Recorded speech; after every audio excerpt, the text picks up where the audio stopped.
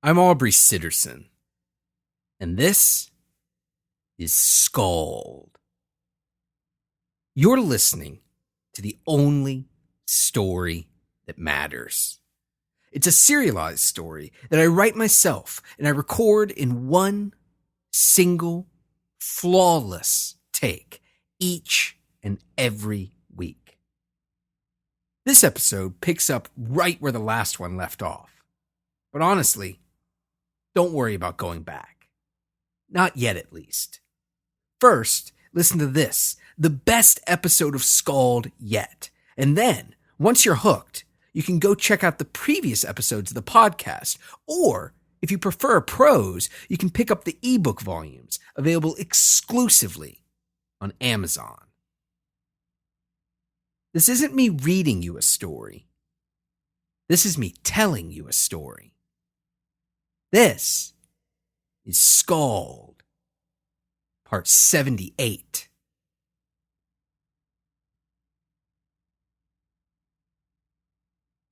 Ho was drunk.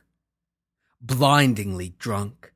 Painfully drunk. The type of drunk that makes you howl out to gods real and imagined, to call forth the flame and the flood, that makes you ache to see the world burnt and drowned, to see all of creation made as damaged, as tortured as you know that your body will feel in but a few hours.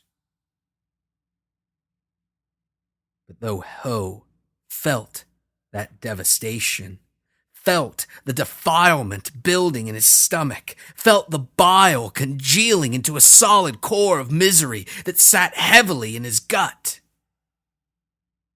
he couldn't be concerned with it. Not yet. Harana, the high elf ambassador, had laughed at his request, had taken it as a sign of acquiescence, and had, in a matter of moments, returned with an armful of chipped, worn, and stained earthen jugs.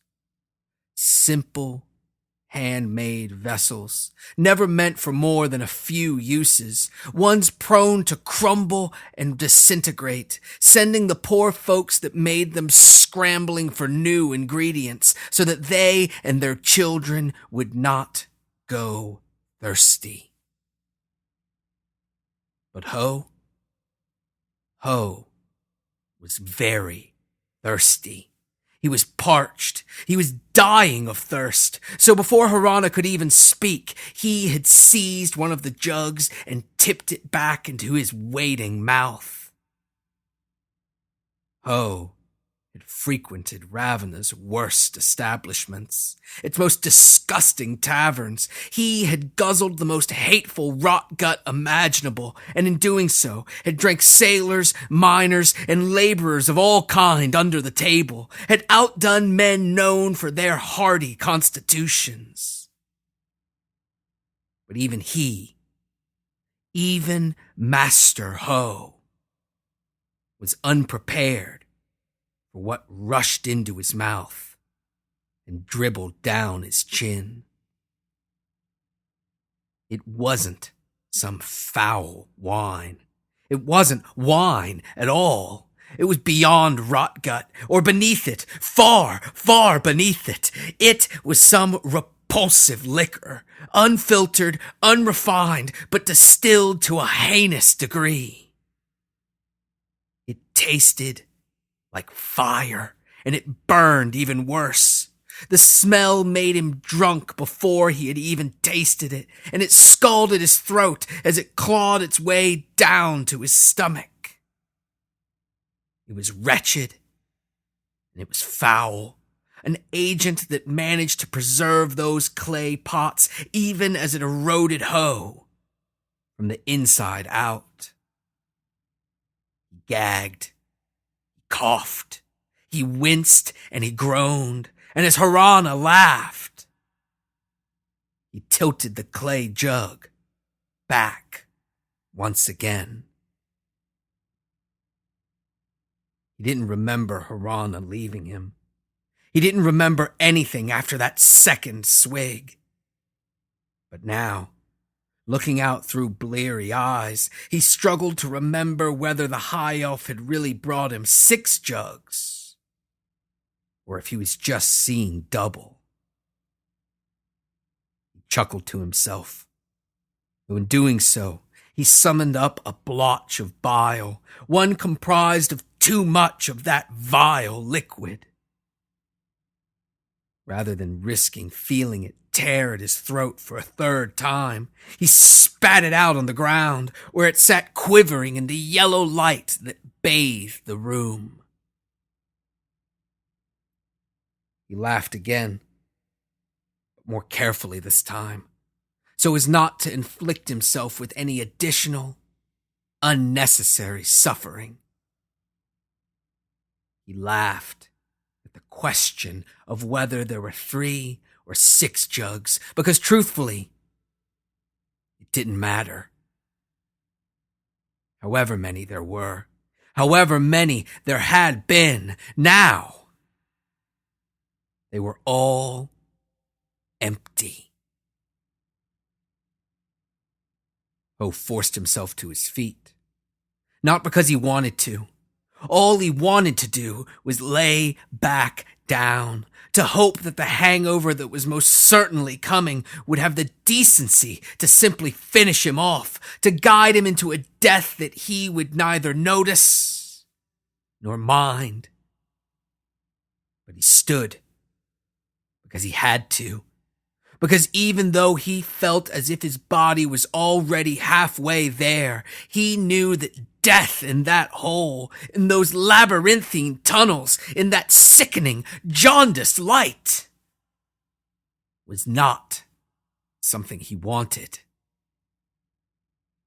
So he stood, or did his best to, though his legs, all pins and needles from how he had slept upon them, refused to cooperate. He stumbled forward, only catching himself because of the door that conveniently rose up to meet him. Ho, misjudging the distance, smashed into the door, letting out a pitiful cry as his head bounced off that simple wooden door. Though his ears were full of static, he heard something from beyond the door. A voice. Voices. A pair of voices. And though he was too far gone, too buried underneath his own intoxication to decipher them, he could tell that they bickered, that they argued, until one voice eventually won out. It was the louder one, the more passionate one, the one that refused to back down, that won out. And so often, too often, happens. Ho leaned against the door, helpless, unable to move, unable to think, as he heard the lock turn. The door swung open suddenly. Too suddenly. More suddenly than Ho was prepared for. And as a result, it sent him spinning upon those still numb legs, because though the pins and needles had abated, Ho noted that the odious liquid hadn't just settled in his gut, but in his extremities as well, making them leaden and heavy, closer to the death that his body so adamantly courted. As Ho stumbled away, forced back by the door, he saw the 2 guards, a filthy young man with a hungry look in his eyes, and a filthy old man with a beaten look in his. He saw the young one, the passionate one, the louder one, heedless of what the future held, watched him rush into the room and into Ho's grasping hands. Ho managed to seize the boy's clothes just before his legs gave out, before they buckled beneath him. His knees bent, and he fell backward, his descent slowed by the flailing young man who struggled to stay upright. But the boy's struggles were in vain. He had rushed, he had charged ahead, and it had been his undoing. As Ho's grasping had found him off balance and easy to drag down to the ground, to drag down on top of Ho, to drag him down to the knee that jutted up from the floor and was driven hard into the boy's softest bits. The boy slid off of him quickly, moaning and clutching his wounded pride as Ho rolled over onto his stomach, reaching out and clutching for anything that would help steady the room, would help him make it back to his feet. The other guard, the older man, the one who waited, who urged caution, who had hung back and now was ready to take control. He stooped down to attend to Ho, knowing that his partner was best left to suffer through and learn from his indignity. He reached down to grab Ho, to pick the drunken old man up from the ground. But as he did so, he failed to notice that Ho and his blindly, clumsily grasping hands had found just what they needed.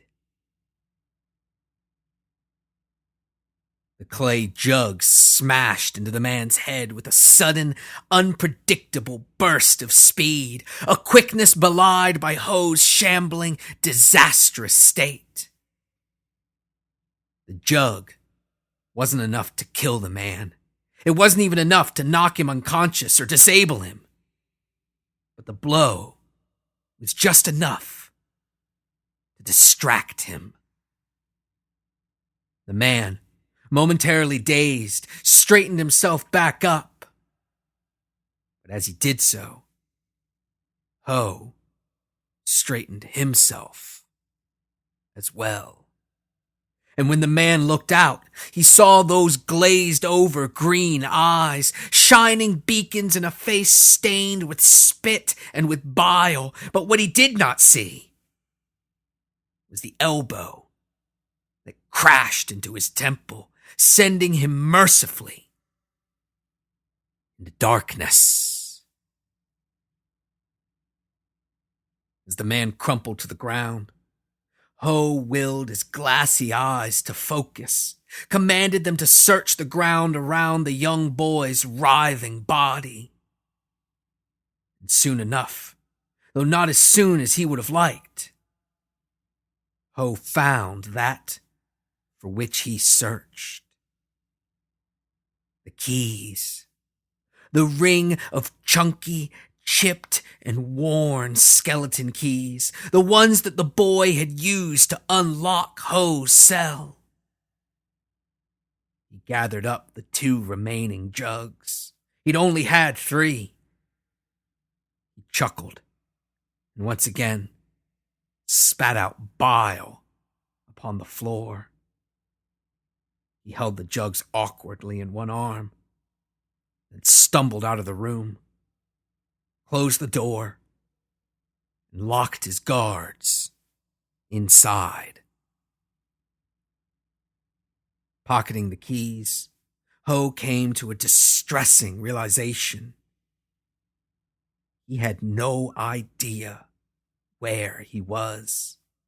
Even if he had been sober, he was quite sure, reasonably sure, that he would have had no idea how to navigate his way out of that yellow-lit corridor, much less out of the tunnels he had been trapped within for. Divorced from the Border Realm's dual sons, he had no idea how long. He had been held in the vermin prince's realm. But still, he reasoned, anywhere would be better than where he now found himself, would be better than the room where he had been held waiting. For he knew not what. But no, that wasn't true, as he had seen far worse than that pitiful cell, felt, heard, smelled, and experienced far worse. But still, it might be better. It might be. And so with a shrug of his shoulders, he clutched an empty jug in each hand. He turned left. And he careened down that twisting hallway. He moved as quickly as he could, wobbling right, lurching left, and lumbering down hallways filled with foul echoes and even worse smells. The yellow light flickered around him, waxing and waning in primal rhythms, a pattern that shook something within him, as would the thunder of an impending storm. After bumbling down the hallways for what felt like ages, for what felt like an eternity, after countless tumbles, falls that very nearly broke Ho's jugs, the unassuming weapons he desperately clung to. After he righted himself countless times, faltering as he forced himself to those leaden feet, Ho realized that he was making no real progress. So, his head clearing, the adrenaline and desperation chasing away his painful intoxication, but doing nothing for the tight knot of bile that still grew in his stomach. He made a decision. He would head up. It was the surface he wished to reach. It was this terrifying underworld that he wished to escape. So whenever he was given the opportunity, even if it seemed to lead him back to where he came, he would always go up. He would always strive for the heavens. He would always attempt to rise and be elevated from the filth in which he found himself. He figured that even if he ended up back where he started, he would be on a higher plane. He would be elevated. He would be better off than he was before. It only stood to reason. And if he was higher, if he was raised up, then he would be closer to the surface, closer to breaking back through, to rejoining the surface world, to rejoining the city-state of Ravena, the Ravena he had always known. Faster and faster, he made his way through the tunnels. He fought to ignore that jaundiced light, fought to ignore the odious smells and the cries of abject terror that surrounded him, fought to rein in his drunkenness, not to submit it, but to cultivate it, to train it, to use his intoxication. And as his feet pounded upon stone after stone, as he made turn after turn, as he climbed higher and higher, his glassy eyes began to clear, and he saw a familiar sight. It was the waif. He or she. The child was still so filthy, so covered in dirt and rags, with hair so long that it blocked out much of its face. Ho couldn't tell what it was. The waif stood at the end of a hallway, as long a stretch of stone and yellow light as Ho had seen in that never-ending nightmare. The waif stood, smiled, and beckoned to Ho before hopping behind a corner and disappearing out of sight. Ho charged ahead. He forged ahead through those ancient, roughly hewn tunnels. And though the waif had skipped out of sight, had disappeared into the labyrinth that ran beneath Ravenna, that served as the city's foundation, Ho could still trail it, could still follow it, could still discern where it was, because as the static in his ears abated, he could hear the waif's laugh. Ho broke out into a full-on sprint. Though he was unconvinced that the waif would help him, that the waif could help him, he didn't know where else to go. And after his time spent stumbling through those tunnels, the minutes, hours, or even days that the yellow light made him unable to keep track of, he was desperate for something familiar, for something different than the hallway after hallway of stone, of crystal, and of jaundiced, nauseating light. So he ran faster and faster, closing in on the waif and its tiny strides. He drew closer and closer to the laugh until he could tell, until he felt, until he knew that it was just around the next corner. He knew that the waif had stopped moving, had stopped running, had stopped fleeing from him, and that all he needed to do was turn and face what it was that he pursued, to face what it was that the future held for him. So he turned and he saw darkness. Not a pitch black, not a darkness that couldn't be penetrated, but a darkness that startled him in its sudden appearance. The impossible speed with which he stumbled into it, the impossible blanket of silence that it lowered down upon him. The waif's laughing disappeared, not echoing off into nothing, but stopping suddenly, cut off in a way as disconcerting as it was unnatural. Ho blinked, and then blinked again. He blinked repeatedly, trying to force his eyes to adjust to the darkness that he had barreled into. And as the scene came into focus, he saw not the small, dirty child he expected, but an unseemly, ungainly lump heaving in the darkness. Child, are you there? Ho spoke haltingly as he struggled to catch his breath. But as he stood and watched, the voice that responded, the one that gurgled out unintelligibly from unseen depths, was not that of the child.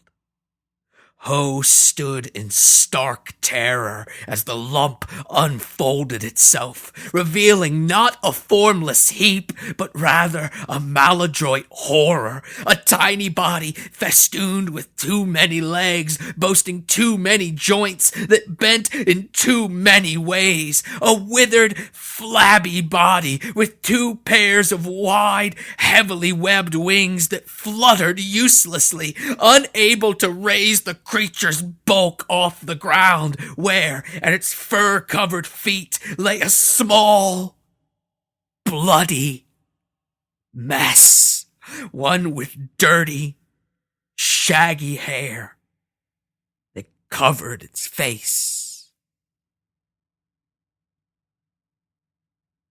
The creature having sated itself, began to move toward Ho, clearly still ill at ease with the form it held. And as it did, Ho began to walk backwards, unable to tear his gaze away from the creature and its eyes, the ones that bulged from the sides of its head, the ones that, though two massive orbs, were also countless, were also an endless spread of eyes upon eyes, which, unblinking, stared out at Ho with a look that he was ashamed and terrified to recognize. Ho, staring at the creature. Suddenly, though he had to drag it up out of himself through fear and imminent doom, he spoke the creature's name. Garn. And in doing so, Ho broke its spell upon him. He freed himself from the paralyzation that had taken him, and he sprang into action. First, without thinking, he flung his jars, first the right, and then, not wanting to waste time switching hands, the left. These weren't distracting strikes. They were not meant to set up another blow, mercy or otherwise, because Ho knew that this creature, this thing, this unholy perversion, this work of the vermin prince, he knew that it was beyond even his considerable abilities. No. He didn't even wait to see if the jugs connected. And by the time their twin crashes, one after the other, reached his ear, he had already shambled out of the darkness, screaming in terror. Ho's screams echoed through that unending labyrinth. They drowned out all other noises, the cruel laughs and the inconsolable weeping. They even drowned out the noise of the monster, the noise of Garn, the creature that, though Ho was too frightened to turn and face, he knew was chasing behind him, was forcing him back through the tunnels, was breathing hot, fetid air upon his neck as he ran. Ho ran, and he ran. He tumbled and he fell. He spiraled down and down. He turned corner after corner. Anything to get away from that monster, to get away from that thing, to get away from Garn and what he had become, what that poor, hopeless man had, most terrifyingly of all, become willingly.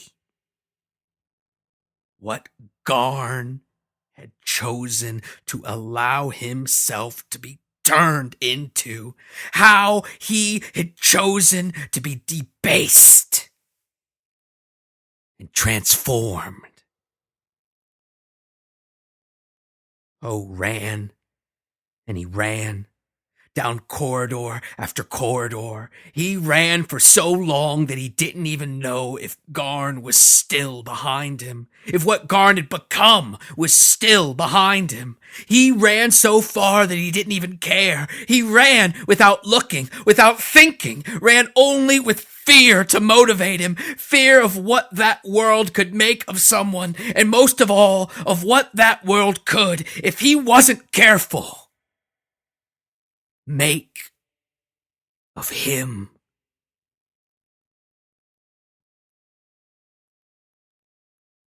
He was wholly unaware of where he ran, of where his terrified feet, now completely devoid of the leadenness that had plagued them, where they carried him through that winding, twisting, unending labyrinth.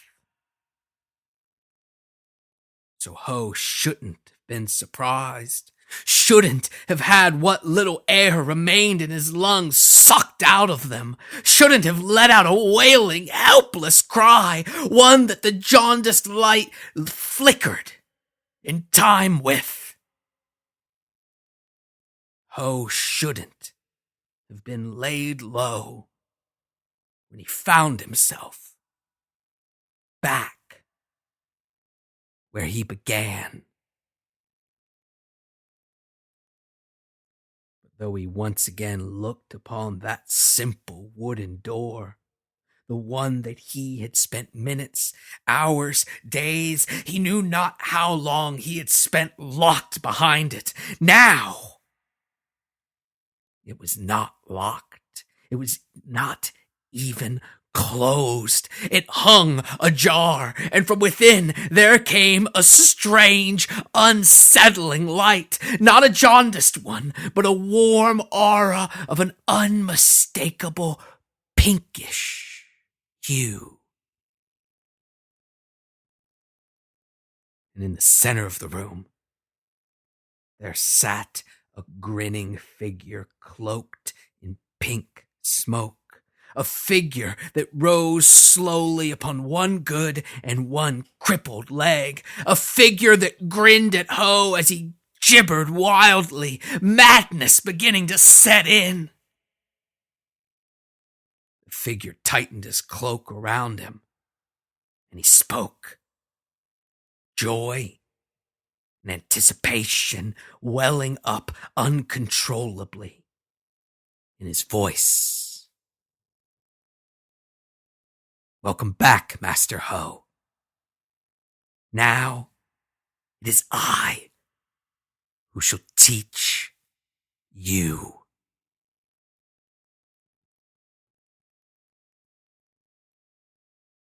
Thanks for checking out this, the best episode of SKALD yet. This podcast is great, right? I mean, you listen to it, so you must dig it. And if that's the case, don't you want other people to find out about it? Well, the absolute best way to help spread the word about the only story that matters is through iTunes reviews. It just takes a couple minutes of your time. And if you leave a good one, I'll read it on the show, like this one from the writer's beard. A story you must hear.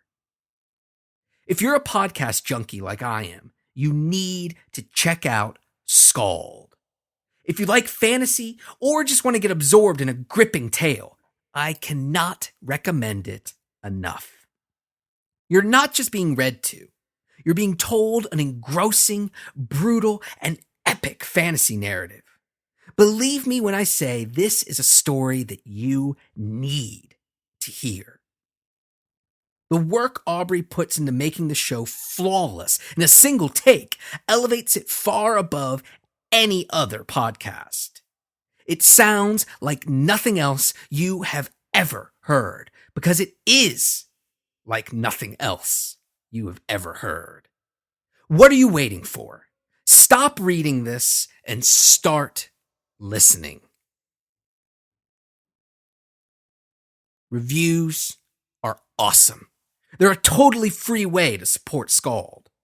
But if you really want to put your money where your mouth is, if you want to start pitching in for this free weekly show, one that I've been doing for 78 straight weeks, no days off, you have to head to patreon.com/SKALD. If everyone listening to SKALD just gave $1 or $2, I could be fairly compensated for the immense amount of time I put into doing this thing. Plus, we're only about $40 away from our goal of adding weird, psychedelic synth intros and outros to the show. If you want information on me or any of my many, many projects, SKALD, Straight Shoot, my comics work like the upcoming G.I. Joe ongoing series from IDW, whatever, your best bet is to hit up AubreySitterson.com. It's got links to everything, including my Patreon campaign and my social media accounts. I'm Aubrey Sitterson, no spaces, no underscores, on Twitter, Facebook, Instagram, Tumblr, and Snapchat. Finally, it's time for my weekly recommendation. It's another one that can and probably should be filed under what took Aubrey so long to come around to this. But whatever. Penny Dreadful is amazing. The first 2 seasons are on Netflix right now. I'm only 5 or 6 episodes in, but man, it is really good.